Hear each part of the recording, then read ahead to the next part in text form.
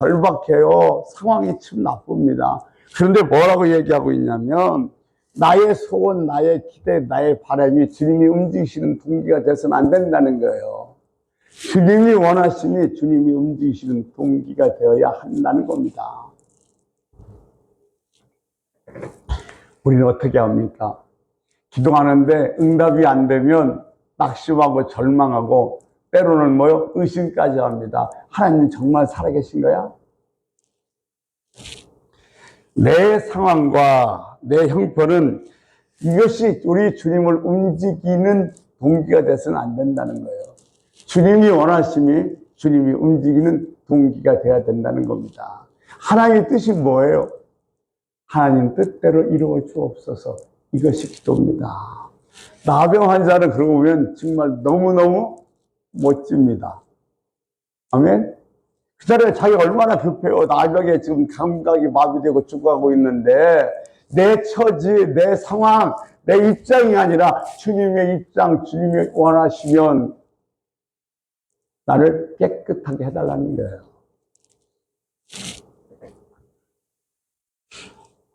지금 질병에 대한 화단 문제들이 있습니다. 우리는 어떻게 기도하냐면 도와주세요, 살려주세요, 고쳐주세요라고 기도를 합니다. 그런데 이 나병 환자는 질병 가운데에 아버지 뜻이 있으면 그대로 이루어 주시옵소서라고 기도하고 있는 거예요.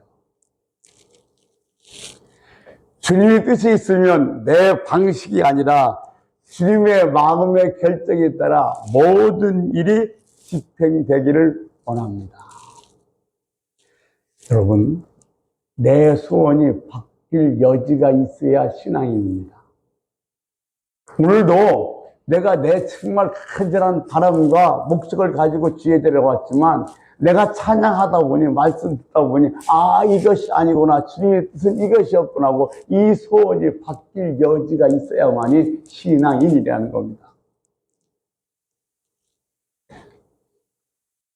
오늘 나병 환자가 주님을 부르는 호칭을 보면 주여라고 부르고 있습니다. 주여, 주님이 원하시면. 근데 이 주여는 헬라어로 큐리스인데 히브리어는 아도나이입니다. 주인이라는 뜻입니다. 주인. 하나님은 엘샤다, 엘로힘, 아도나이라고 부릅니다. 근데 아도나이 하나님, 큐리스 이렇게 부를 때는 어떤 뜻을 강조하고 있냐면 주인이라는 뜻을 강조하고 있습니다. 예, 아도나이 퀴리스라고 부를 때는 수종관계를 의미합니다. 당신은 나의 주인이고 나는 당신의 종입니다. 이런 고백이 아도나이 퀴리스 주여입니다. 그러니까 이 퀴리스라는 단어를 사용할 때는 세 가지가 다 그에게 있다는 겁니다. 소유권, 선택권, 결정권. 그건 내게 없다는 거예요. 그래서 노예가 아무리 많이 가졌어도 그것은 자기 것이 아니요, 주인이 겁니다. 내가 이것을 할까 말까 선택할 여지가 없어요. 주인이 하라고 하면 하는 거예요. 이렇게 할까 저렇게 할까 결정권이 없습니다. 이렇게 하라면 이렇게 하는 거예요. 그러니까 이 내 주여 퀴리스라고 불렀을 때는 내게는 소유권, 선택권, 결정권이 없다는 고백입니다. 즉 주여 퀴리스는 당신은 나의 주인입니다라는 것입니다. 주권 이양이 내 모든 권리를 당신에게 다 넘겨주었다는 거예요. 당신은 주인이고 나는 종입니다. 이 고백이 바로 퀴리스입니다. 누가 진짜 하나님 앞에서 참된 신앙생활을 하는 사람인가 하면 내가 처음에 교회를 올 때는 나의 바람을 갖고 나왔어요. 근데 교회에 나와 보니까 내 처해 있는 상황을 통해서 들려주시고자 하는 하나님의 선하신 뜻을 만나게 해 주옵소서. 그러니까 우리는 내가 정말 때로는 필요한 것, 때로는 아쉬운 것, 때로는 병든 것이 있어서 주님 앞에 나와 그것을 이루려고 나왔는데 주님 앞에 나와서 내가 예배하고 찬송하다 보니까 이 사건을 통해서 주님이 선한 뜻이 무엇인가를 이루게 해 주옵소서라고 내가 바뀌어지게 된다는 겁니다. 이것이 하나님 앞에서 참된 신앙생활을 하는 사람의 자세라는 거예요. 기도의 목적이 뭐냐면 내게 처해 있는 상황을 통해서 들려주는 하나님의 선한 섭리가 이루어지기를 기도하는 거예요. 우리가 이 상황에 처해 있는데 이 상황은 누가 결정하신 거예요? 하나님이 결정하신 거예요. 그 이 상황을 통해서 하나님께서 내게 선하신 뜻을 갖고 있다는 겁니다. 마태복음 7장 21절 말씀 보면 여러분이 잘 아십니다. 이런 말씀이 있습니다. 우리 같이 한번 읽겠습니다. 나더러 주여 주여 하는 자마다 다 천국에 들어갈 것이 아니요 다만 하늘에 계신데 아버지의 뜻대로 행하는 자라야 들어가리라. 여기서 주여 주여는 퓨어리스입니다. 주권을 다 당신에게 이양했다는 겁니다. 근데 내가 선지자 노릇했고 내가 가난한 자를 도왔고 내가 귀신을 내쫓았고 내가 능력을 하겠다. 누가 했다는 거예요? 내가 했다는 거예요. 주권 다 뭐 했어요? 이양했어요. 그런데 입으로만 다 이양했지 실제로는 누가 다 했어요? 내가 다 했다는 겁니다. 진정 주권을 이양하지 않은 자에게는 우리 하나님께서 주님께서 뭐라고 말씀하세요? 모른다고 하신다는 겁니다. 혹시 여러분 이 영화 보시는지 모르겠습니다. 늑대소년.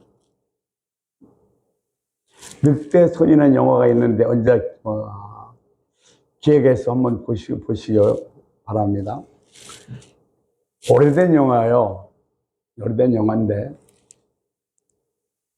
마지막 장면이 우리에게 참 많은 교훈을 주는 영화입니다.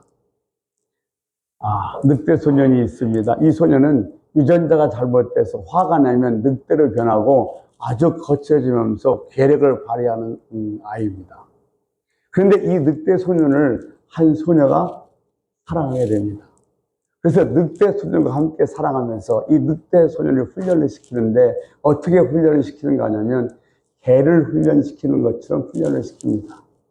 일어서 앉아 손 내 발래 그럼 잘하면 쓰다듬어주고 칭찬도 합니다.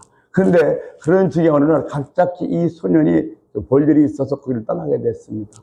떠나면서 마지막 이 늑대 소년에게 뭐라고 얘기하면 기다려 곧 올게 그렇게 말하고 떠났습니다. 그런데 47년이 지났습니다. 47년이 지나서 이 소년이 자기가 늑대 소년과 함께 있었던 그 집을 찾아갑니다. 근데 그 집엔 늑대 소년이 있었습니다. 기다려, 곧 올게. 한 이 소녀의 기다리고 있었던 겁니다. 뭘 얘기하는 거예요? 이 늑대 소년도 욕망이 없는 건 아니에요. 나가고 싶어요. 다른 일을 하고 싶어요. 그런데 주인이 자기 보고 뭐라고 얘기했어요? 곧 올게 기다려. 그 말 한마디 때문에 47년을 기다린 겁니다. 결정권은 내게 있지 않습니다. 선택권도 내게 있지 않습니다. 기다려. 주인이 기다리라고 했으니 그 자리에서 기다리고 있었던 겁니다. 모든 걸 다 그분에게 이양했습니다. 넘겼습니다. 다 드렸습니다. 이것이 퓨어리스, 주여입니다. 그럼 왜 우리 주님은 이 나병 환자에게서 열광하셨을까요? 주님께서 어떻게 사셨어요? 주님께서 십자가에 못 박히기 전에 체포되셨을 때에 베드로가 말고의 귀를 잘라버립니다. 근데 주님께서 뭐라고 말씀하시냐면 내가 12여기의 천사를 부를 수 없는 줄 아느냐? 여기서 영은 군단을 얘기합니다. 군단은 약 6,000명을 얘기합니다. 그러니까 12군단이 천사를 불러서 내가 싹 여기 뭐요? 정의하고 해결할 수 없다고 생각하느냐? 할 수 있다는 거예요, 불러서. 그런데 그렇게 하시지 않은 이유가 뭐냐면, 내 사명은 하나님께서 십자가에서 돌아가라고 하실 때 달리는 것이 하나님 내게 남겨진 사명. 하나님의 뜻은 십자가에서 죽는 것이 하나님의 뜻이겠기에 자기는 12영을 불러서 여기를 평정할 수 있지만 그렇게 하시지 않았다는 겁니다. 주님이 십자가에 잡히시기 전에 겟셋만의 동산에서 기도하십니다. 기도하실 때 뭐라고 기도하십니까? 주여, 이 잔을 피할 수만 있다면 내게서 옮겨주옵소서. 그러나 내 뜻대로 마옵시고 아버지 뜻대로 하옵소서. 이 문둥병 환자도 원함이 없는 건 아니에요. 당당히 고치고 싶죠. 낫고 싶죠. 급박하죠. 그런데 내 급박함보다 주님이 원함이 먼저 앞섰던 겁니다. 하실 수 있다면, 주여 원하시면 나를 깨끗하게 하실 수 있나이다. 네, 이 문둥병 환자도 원함이 있었어요. 근데 이 원함보다 뭐가 더 앞서냐면 주님의 원하심이 더 앞서는 겁니다. 나의 원함과 절박함보다 더 앞서야 되는 것은 아버지의 원함입니다. 자, 여러분, 몸의 자세는 사모함이라고 말씀드렸습니다. 오늘 마음의 자세는 주권 이양입니다. 무슨 사건이 내 인생에 일어났을 때에 그 사건을 해결하는 것이 목적이 아니라 이 사건 속에 숨어있는 아버지의 뜻이 무엇인지, 아버지의 섭리가 무엇인지, 경영이 무엇인지를 이루어 주옵소서. 이렇게 우리는 기도해야 할 것입니다. 인생에 아무리 절박한 문제를 갖고 나왔다 할지라도 그 절박한 문제가 주님이 원함보다는 절대 앞서서는 안 됩니다. 하나님의 원함을 먼저 구하고 하나님이 이 사건을 통해서 이루어질 것을 기도하는 여러분이 되시기를 주의 이름으로 축원합니다. 이제 아무리 급해도 아무리 절박해도 주님이 원함보다는 앞서지 않는 여러분 되시기를 바랍니다. 자, 세 번째는 이 나병의 영의 자세입니다. 이 영의 자세에서는 뭐냐면 예수님을 하나님으로 인정하는 모습을 보게 됩니다. 우리가 3절에 보면 이렇게 되게 있습니다. 자, 마태복음 8장 3절 같이 한번 읽겠습니다. 자, 예수께서 손을 내려 그에게 대시며 이르시되 내가 원하노니 깨끗함을 받으라 하시니 즉시 그의 나를 깨끗하여 하시니라. 아멘. 2절에 한 문둥병자가 나와 절하고 이것은 몸의 자세입니다. 주여 원하시면 이것은 마음의 자세입니다. 깨끗하게 하실 수 있나이다. 이게 영의 자세예요. 하나님은요, 너 깨끗해져라. 주님은 하나님이시기 때문에 충분히 그럴 수 있어요. 손 대지 않고서 깨끗해져라 말씀하셔도 됩니다. 근데 주님께서 지금은 이 나병 환자에게 뭐요? 손을 내밀어 댔다고 써 있습니다. 자, 다시 한번 나병 환자의 상황으로 돌아가면 나병 환자는 히브리어로 실화입니다. 이 실화의 뜻은 무슨 뜻을 갖고 있는가 하냐면 붕괴하다, 습격당하다는 뜻을 갖고 있습니다. 그런데 심각한 것은 하나님으로부터입니다. 그러니까 즉 이 나병은 하나님께 뭐 했다는 거예요? 버려뒀다는 뜻입니다. 그래서 나병은 천형입니다. 천형입니다. 하나님부터 저주받은 나병 환자가 뭐라고 얘기하고 있습니까? 주께서 원하시면 깨끗하게 하실 수 있나이다. 무슨 말이에요? 하나님이 결정하셨습니다. 천벌이에요. 천형이에요. 하나님이 주신 저주입니다. 근데 하나님이 정의하신 것을 번복할 수 있는 것은 누구예요? 오직 하나님만이 번복할 수 있습니다. 하나님이 결정한 것은 절대로 바꿀 수 없습니다. 오직 하나님만이 번복하고 바꿀 수 있습니다. 지금 나는 나병 환자입니다. 사람으로부터 완전히 격리되었고 그리고 실패자입니다. 내 인생은 끝났다고 합니다. 미래도 없습니다. 그런데 뭐라고 얘기하고 있어요? 주여 원하시면 깨끗하게 하실 수 있나이다. 이 말은 주님이 하나님이라는 고백입니다. 나는 천영, 하나님께서 정말 천벌대로에서 나병 환자인데 이것을 번복하실 수 있는 이는 오직 뭐요? 하나님뿐이라고 고백하고 있는 거예요. 그런데 이제 예수님께서 고치신 장면이 3절인데 손을 내미셨다는 표현을 쓰고 있어요. 구약을 살펴보면 이것의 영적 의미를 좀 더 깊이 알 수 있습니다. 예수님 당시 유칠병 환자, 12년 동안 앓았던 혈류병, 그리고 지금 이 나병 환자는 다 뭐냐면 유칠병입니다. 이것은 부정하게 되는 법이 있습니다. 이것을 소위 접촉의 법이라고 합니다. 접촉의 죄라고 얘기합니다. 뭐냐면 나병 환자와 접촉하게 되면 나병 환자와 접촉하게 되면 만짐과 확산의 죄를 짓게 됩니다. 그래서 나병 환자가 앉았던 자리를 내가 가서 앉으면 나도 오염되니까 진 밖으로 나가서 정결 예식을 치러야 됩니다. 이것이 전염의 죄, 전염의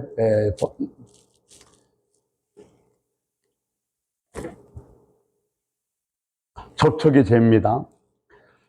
이 사건 기억하실까요? 12년 동안 피를 흘렸던 혈류병 여인.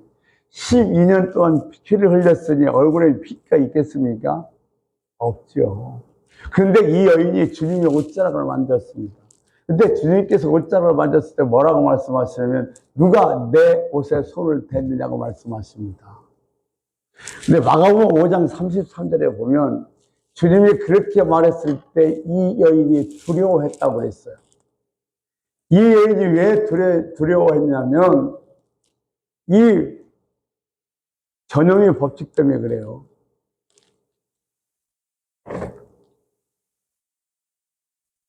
이것이 레위기 15장에 나옵니다. 전염의 법칙. 근데 오늘 이 나병 환자에 대해서 주님께서는 말씀으로만 깨끗해져라 해도 깨끗해져요. 거의 고쳐집니다. 그런데 주님께서 지금 나병 환자에게 손을 대셨습니다. 이게 레위기 15장에 보면 나병이 부정하면 누구에게 올라와요?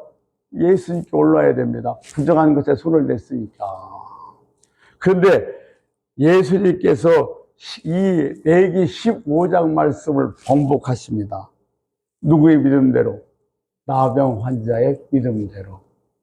자, 나는 처형입니다. 천형. 하나님이 주신 벌이에요. 하나님이 나를 정죄하셨습니다. 나는 버림받았습니다. 원하시면 나를 깨끗하게 하실 수 있다는 것은 당신은 하나님으로 말씀을 번복할 수 있다는 고백인 거예요. 그러니까 세 번째 이 나병 환자의 영의 자세는 예수님을 하나님으로 인정했다는 겁니다. 그러니까 지금 예수님이 나병 환자에게 손을 댔는데 부정이 올라오는 것이 아니라 예수님의 거룩이 전염되는 것입니다. 그래서 무엇이 바뀝니까? 레위기 15장의 전염의 법칙이 바뀌어버립니다.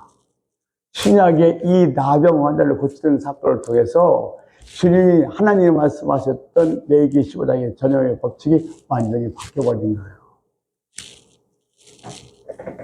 여러분, 예배당에 나와서 그냥 앉아있는 것이 아니라 오늘 여기에 임재하신 예수님을 어떻게 하든지 만나야 되겠다는 사모함, 이 사모함이 있어야 됩니다. 예수님께서 여리고를 지나가실 때에 정말 예수님을 사모해서 너무너무 보고 싶어서 얼굴이라도 봐야겠다고 뽕남에 올라갔던 삭개오처럼 말입니다. 우리 예배하는 이 공간에 주님은 반드시 임재하실 줄 믿습니다. 오늘 여기에 임재하신 주님은 나는 꼭 만나야 되겠다는 이 사모함, 강렬한 사모함을 갖고 이 예배당 자리에 앉아 있어야 될 것입니다. 여기 오늘 그냥 와서 앉아 있는 건 아닙니다. 내 인생이 내일이 보이지 않지만 모두들 끝났다고 말하는 상황이지만 내가 믿는 그 하나님은 내 인생을 번복하실 수 있는 살아있는 능력 있는 하나님을 고백할 때에 주님의 손이 우리에게 닿을 줄로 믿습니다. 웰마 우들프라는 흑인 소년이 있었습니다. 이 소년은 미국의 센트에서 가난한 집에서 태어났는데, 아이가 좀 이상해서 웰마 우들프 엄마가 병원 데리고 갔어요. 근데 의사가 딱 뭐라고 하냐면, 낳을 때부터 다리가 약간씩 벌어져서 아주 중증 수화업의 진단을 받습니다. 그러면서 의사가 이 아이 엄마한테 하는 말이, 이 아이는 평생 일어설 수도 걸을 수도 없습니다. 그것을 연음하고 이 아이를 키우십시오라고 얘기했어요. 그런데 이 아이 웰마 우들프 엄마는 예수 믿는 사람이었어요. 그 소리를 듣고 하나님 앞에 나갑니다. 자기 딸을 바라보면서 이런 기도를 해요. 하나님께서 주시는 환경인데 의사가 희망이 없대요. 미래가 없다고 이야기합니다. 평생 걷지도 못한다고 합니다. 그런데 내가 만난 주님은 전능하신 하나님 아니십니까? 그런데 주님, 이 환경을 바꿔 주시옵소서. 내 아이가 걸을 수 있도록, 뛸 수 있도록 만들어 주시옵소서라고 기도합니다. 어느 날 이 아이가 기적적으로 일어서기 시작합니다. 근데 일어섰는데 한말을 듣지도 못합니다. 그때 이 아이 엄마는 뭐라고 하냐면, 서지도 못하던 아이가 섰다는 것은 뛸 준비를 하고 걸을 준비를 하는 것이라고 했습니다. 이것이 영적인 눈이고 성령 충만한 사람의 눈입니다. 그는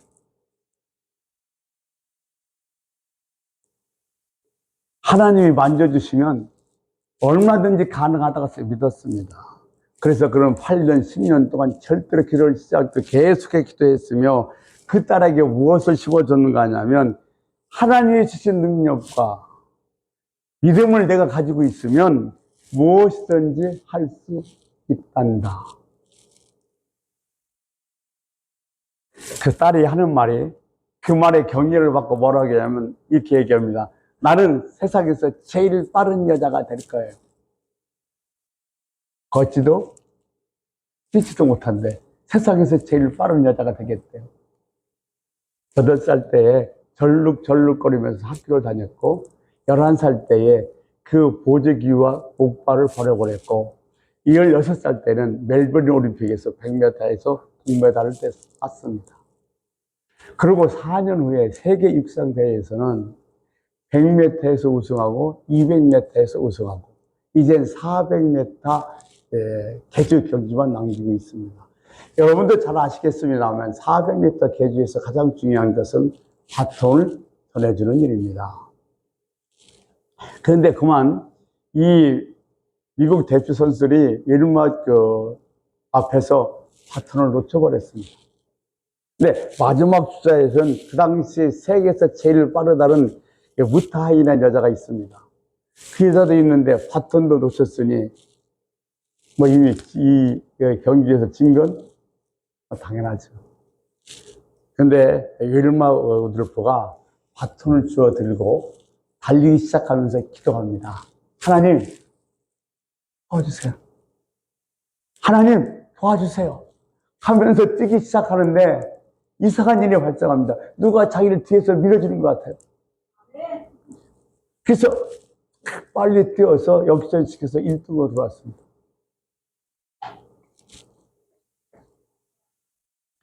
성화업이 장애를 가졌던 여자가 세계에서 제일 빨리 달리는 여자가 되었고, 그 당시 육상 세계 대회에서는 없었던 상관하게 기록을 세게 됩니다.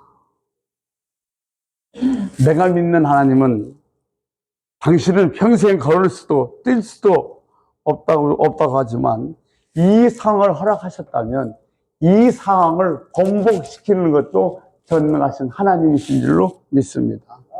여러분, 내일이 없다고 생각하십니까? 나는 희망이 없다고 생각하십니까? 이 나병 환자처럼 격리돼서 사람 취급을 받지 못하고 살고 계십니까? 그러나 이 상황을 번복하실 수 있는 이는 하나님입니다. 그러니까 내 주어진 상황은 하나님이 하셨기에 이 상황이 이루어졌습니다. 그런데 이 상황을 번복하실 수 있는 이는 하나님뿐입니다. 주님이 내 인생을 바꿀 수 있습니다. 이 나병 환자와 같은 영적 자세가 있을 때에 하나님은 이 시대에서 놀라운 기적을 베푸신다는 사실을 여러분 꼭 기억하십시오. 내가 이 신앙의 자세, 몸의 자세, 마음의 자세, 여기에 자세만 갖고 있다면 내 나이에 상관없이 내 환경에 상관없이 하나님은 내 인생을 반드시 바꿔줄 것입니다. 믿으십시오. 그리고 하나님이 원함을 먼저 두시기를 주의 이름으로 소원합니다. 자, 오늘 본 말씀을 정리해 보면 나병 환자가 기적을 만날 수 있었던 이유는 몸의 자세, 사모함이었습니다. 그러니까 나는 얼마나 사모하면서 찬양을 부르고 나는 얼마나 사모하면서 예배를 드리고 있는가. 예배의 성공과 찬양의 성공은 뭐에 달려 있느냐? 뭐에 달려 있느냐? 이 사모함에 달려 있습니다.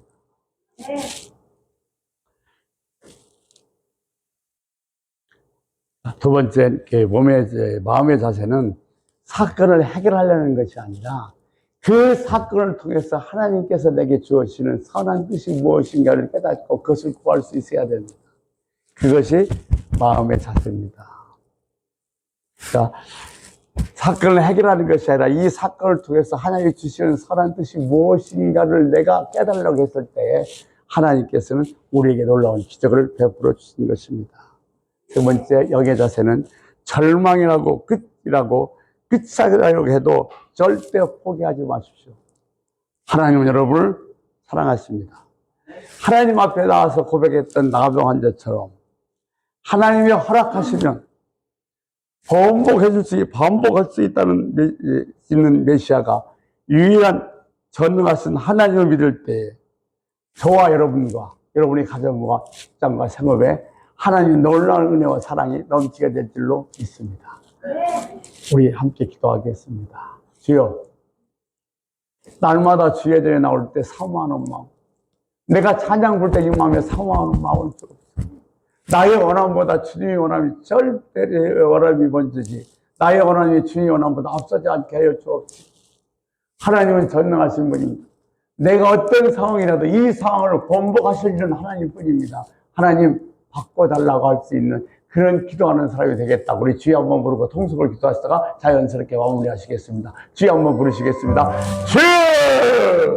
오늘도 살아 역사하시는 참 좋으신 아버지 하나님, 나병 환자가 놀라운 기적을 체험할 수 있었던 것은 그의 자세 때문이었습니다. 그의 몸의 자세는 사모함이었고 그의 마음의 자세는 내 어떤 상황도 하나님 원하신 것보다 앞서지 않겠다는 것이었고 그의 영의 자세는 하나님, 예수님은 하나님이시니 하나님은 하나님이 결정하신 것을 번복할 수 있으니 하나님 네 천향을 번복시켜줄 수 없어서 원하시면 깨끗하게 하실 수 있다는 그의 자세 때문에 이 나병 환자는 문둥병에서 고침받은 줄로 믿습니다. 하나님, 우리들에게도 그런 은혜 베풀어 주셔서 사모함의 자세, 내 상황이 절대 주님이 원하는 것보다 앞서지 않지. 하나님이 전능자이시기 때문에 이 상황도 번복하실 수 있다는 믿음을 가지고 주 앞에 기도할 수 있는 우리 모두가 되게 하여 주옵소서. 예수님의 이름으로 기도 올려옵니다.